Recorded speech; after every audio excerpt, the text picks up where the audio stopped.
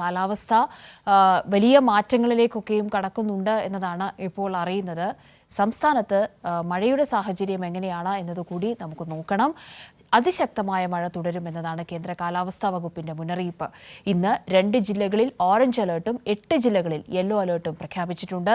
S Sheeja തിരുവനന്തപുരത്ത് നിന്നും ഈ വാർത്തയുടെ കൂടുതൽ വിവരങ്ങളുമായി ഗുഡ് മോർണിംഗ് കേരളത്തിനൊപ്പം ചേരുന്നുണ്ട്. Good morning Sheeja. Good morning Kavya. വരാനിരിക്കുന്നത് ഇതുവരെ കണ്ടതിനേക്കാൾ വലിയൊരു മഴക്കാലമാണ് എന്ന സൂചന വരുന്നു. സെപ്റ്റംബർ വരെയും മഴ തുടരുമെന്ന സൂചനകളുണ്ട്. ഇന്നത്തെ അലേർട്ടുകൾ എങ്ങനെയാണ്? കാലാവസ്ഥയുടെ സാഹചര്യം എന്താണ്? തീർച്ചയായും കാവ്യ, ഏതായാലും മഴയ്ക്ക് പൂർണ്ണമായും ശമനമായി എന്ന് പറയുവാൻ സാധിക്കില്ല. ഇപ്പോൾ ഒരു ചെറിയ കുറവുണ്ടെങ്കിലും വരും ദിവസങ്ങളിൽ അത് കൂടുതൽ ശക്തി പ്രാപിക്കാനുള്ളൊരു സാഹചര്യം തന്നെയാണ് നിലനിൽക്കുന്നത് എന്നുള്ളതാണ് കേന്ദ്ര കാലാവസ്ഥാ വകുപ്പ് അറിയിക്കുന്നത്.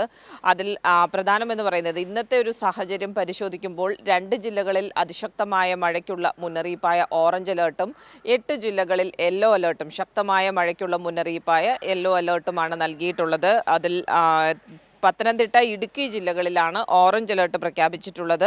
തിരുവനന്തപുരം, കൊല്ലം, ആലപ്പുഴ, കാസർഗോഡ് ഒഴികെയുള്ള 8 ജില്ലകളിൽ യെല്ലോ അലേർട്ടും പ്രഖ്യാപിച്ചിട്ടുണ്ട്.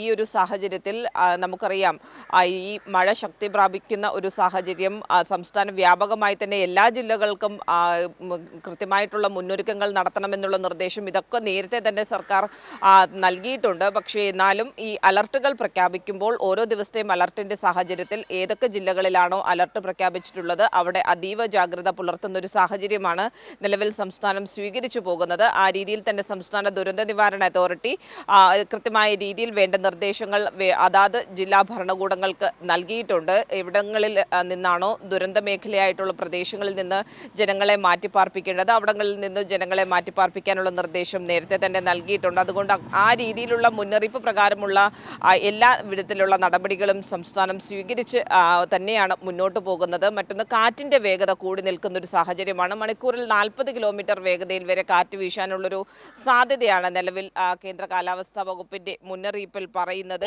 ഇടിമിന്നലോട് കൂടിയ മഴയ്ക്ക് സാധ്യതയുണ്ട് എന്നുള്ളതും മുന്നറിയിപ്പിൽ പറയുന്നുണ്ട്. ഒപ്പം തന്നെയാണ് ഈ തീരമേഖലയ്ക്ക് പ്രത്യേകമായിട്ടുള്ള ജാഗ്രതാ നിർദ്ദേശമുണ്ട്. അത് ഈ കാറ്റ് കൂടി നിൽക്കുന്ന ഒരു സാഹചര്യമാണ് എന്നുള്ളത് കൊണ്ട് തന്നെ തീരമേഖലയ്ക്കും അതോടൊപ്പം തന്നെ മലയോര മേഖലയ്ക്കും പ്രത്യേക ജാഗ്രതാ നിർദ്ദേശം നിലനിൽക്കുന്നുണ്ട്. തീരമേഖലയിൽ മത്സ്യത്തൊഴിലാളികൾ ജാഗ്രത പാലിക്കണം, കടലിൽ പോകാൻ പാടില്ല എന്നുള്ള നിർദ്ദേശവും നിലനിൽക്കുകയാണ്.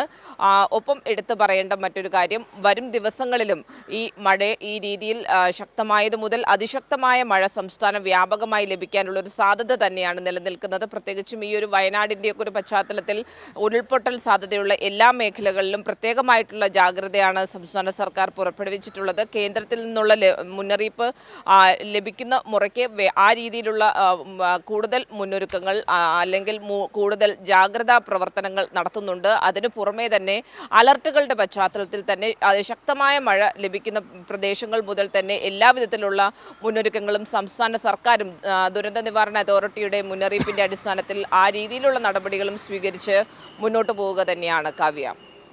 ശരി ഷീജ.